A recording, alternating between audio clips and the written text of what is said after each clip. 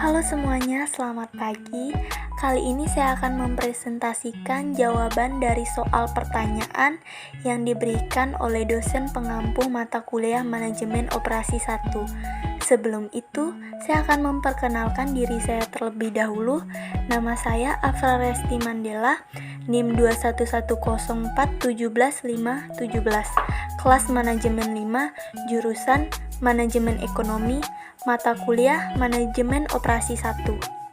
Pertanyaan pertama, jelaskan mengapa konsep penyesuaian massa atau mass customization dapat digunakan sebagai salah satu strategi dalam rantai pasokan. Mass customization menurut Zipkin 2001 adalah satu, membutuhkan fleksibilitas teknologi produksi yang tinggi, 2, memerlukan suatu sistem yang cukup rumit mengolaborasi keinginan dan kebutuhan konsumen. Mass customization membuat produk lebih variatif atau high variety dengan harga murah atau low price. Mass customization dapat menyesuaikan produk dengan cepat bagi nasabah individu maupun untuk pasar ceruk atau niche.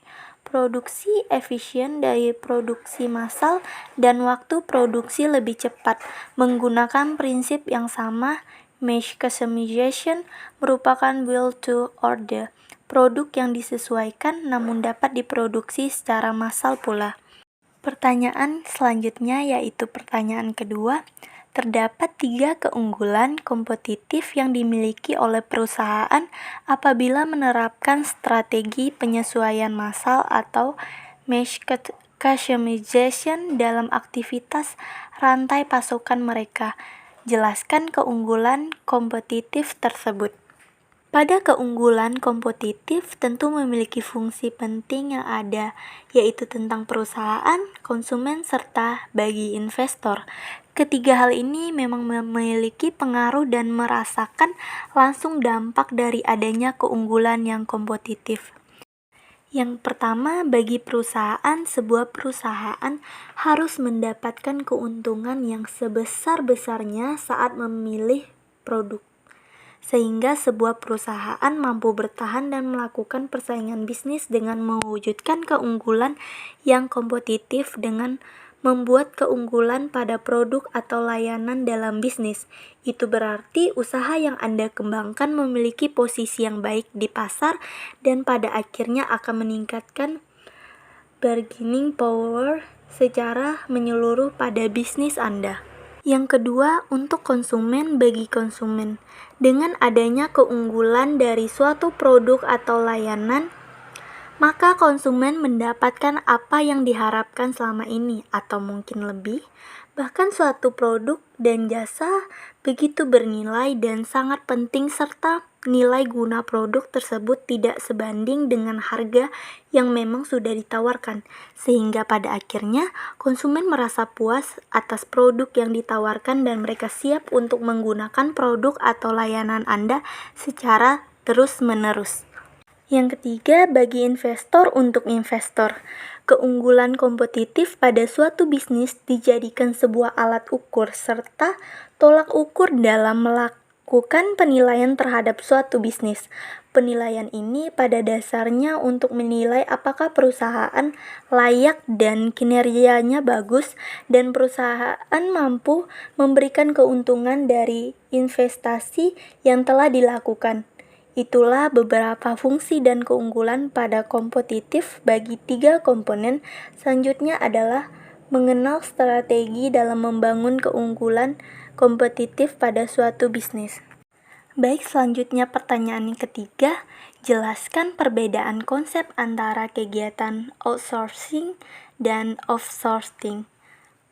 Mengapa perusahaan memutuskan untuk menerapkan kegiatan tersebut dalam aktivitasnya? Mari kita bahas. Perbedaan utama antara outsourcing dan offshoring dijelaskan di bawah ini.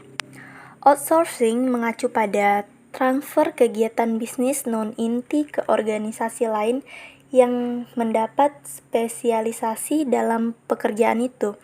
Offshoring mengacu pada pemindahan bisnis perusahaan ke negara lain, di mana biaya menjalankan bisnis seperti itu lebih rendah daripada negara asal. Selanjutnya, pengalih-dayaan mencangkup pengalihan operasi bisnis ke pihak eksternal. Sebaliknya, offshoring melibatkan pengalihan kegiatan dan kantor. Selanjutnya, tujuan dari outsourcing kegiatan bisnis adalah untuk fokus pada kegiatan inti perusahaan. Di sisi lain, offshoring dijadikan untuk meminimalkan biaya. Selanjutnya, pengalih-dayaan dilakukan oleh non-karyawan, tetapi outsourcing dilakukan oleh karyawan dan entitas bisnis. Selanjutnya, pengalih-dayaan dapat dilakukan di dalam atau di luar negara. Meskipun di luar negara, pengalihan bisnis ke negara lain adalah suatu keharusan. Pertanyaan selanjutnya yaitu pertanyaan keempat. Dalam konsep rantai pasokan yang berkelanjutan terdapat strategi logistik terbalik atau reversi logistik. Jelaskan apa yang dimaksud dengan hal tersebut dan mengapa perusahaan menerapkan reverse logistik dalam rantai pasokan mereka.